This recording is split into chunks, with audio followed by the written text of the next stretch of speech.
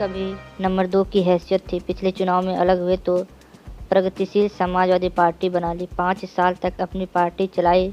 अब फिर सपा के साथ आ गए हैं चाचा शिवपाल सिंह यादव और भतीजे सपा अध्यक्ष अखिलेश यादव की एकजुटता से कार्यकर्ताओं में जोश है।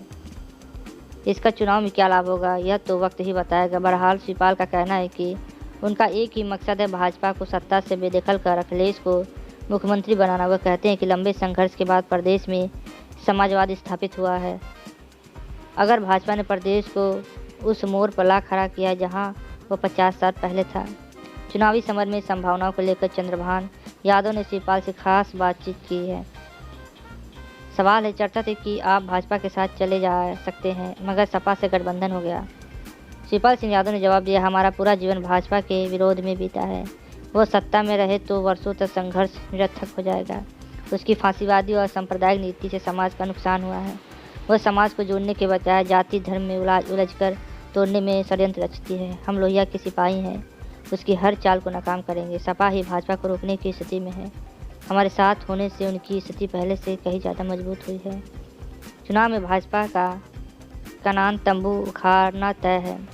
उसकी पूरी तरह से सफाया होगा। फिर सवाल पूछा गया शिवपाल सिंह यादव से, करीब 5 साल बाद फिर से आप सपा के साथ हैं, कैसा लग रहा है?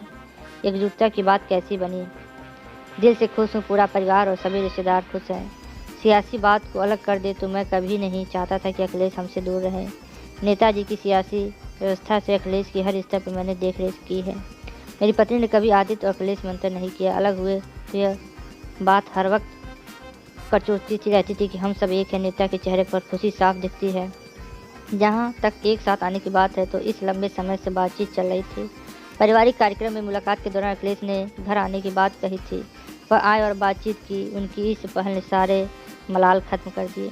फिर सवाल है, तो क्या प्रसपा का सपा में विलय हो जाएगा? जवाब नहीं। पार्टी रहेगी, परिवार एक है, दिल एक है। सपा के साथ गठबंधन है। पार्टी बनाने के बाद तमाम लोग हमारे साथ जुड़े हैं। बूथ लेवल पर हमारी तैयारी है। 240 लोगों ने पार्टी से चुनाव लड़ने की तैयारी की थी।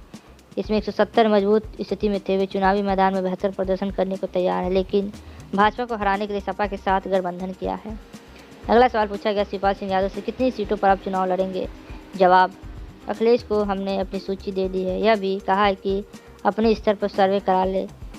जितने जिताऊ उम्मीदवार हैं उन्हें चुनाव में उतारा जाए। वे हमारी सूची पर काम कर रहे हैं। पूरी तरह से इत्मीनान हो जाएगा तो हम दोनों बैठकर तय कर लेंगे। अब कहीं कोई संशय नहीं है।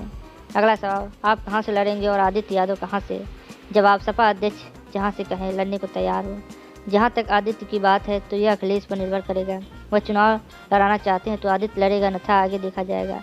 आगे 2024 का भी चुनाव है। यह जरूरी नहीं कि सभी लोग विधानसभा में ही चुनाव लड़ें। सपा की सरकार बने तो तमाम अवसर है, कभी भी एडजस्ट किया जा सकता है। क्या आपने अखिलेश को अपना नेता मान लिया है? बिल्कुल, ये पूरी तरीके से सियासत में पारंगत हो गए हैं। भाजपा से मुलाकात करने में सक्षम हैं और मुकाबला करने में भी। जहाँ भी उन्हें हमारी ज़रूरत होगी हम साई की तरह उनके साथ रहेंगे। मैंने करीब 45 साल पार्टी में काम किया है। सभी अपने हैं और राजनीति की बात अलग है। सपा के मंच पर कब से दिखाई देंगे आप? जवाब, अभी तो चुनाव आयोग ने रैली पर रोक लगा रखी है।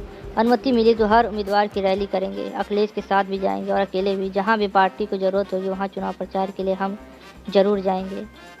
अगला सवाल था, चुनाव चिन्ह किसका रहेगा, सपा या प्रसपा का? अभी हमारा चुनाव चिन्ह स्थायी नहीं है। पार्टी हमारी रहेगी। चुनाव चिन्ह को लेकर बातचीत चल रही है। यह भी संभव है कि कुछ उम्मीदवार हमारी पार्टी के सिंबल पर लड़े और कुछ सपा के सिंबल पर। यह फैसला पार्टी कमान करेगी। तो शिवपाल सिंह एक बार फिर सपा में विलय की स्थिति हो गई है उनकी और उनकी पार्टी की भी। देखें चाचा भतीजा इस बार क्या गुल खिलाते हैं। सत्ता की चाबी मिलती है कि इस बार भी निराशा हाथ लगेगी। अपना कमेंट करके जरूर बताएं। आज के लिए बस इतना ही। जय हिंद, जय भारत।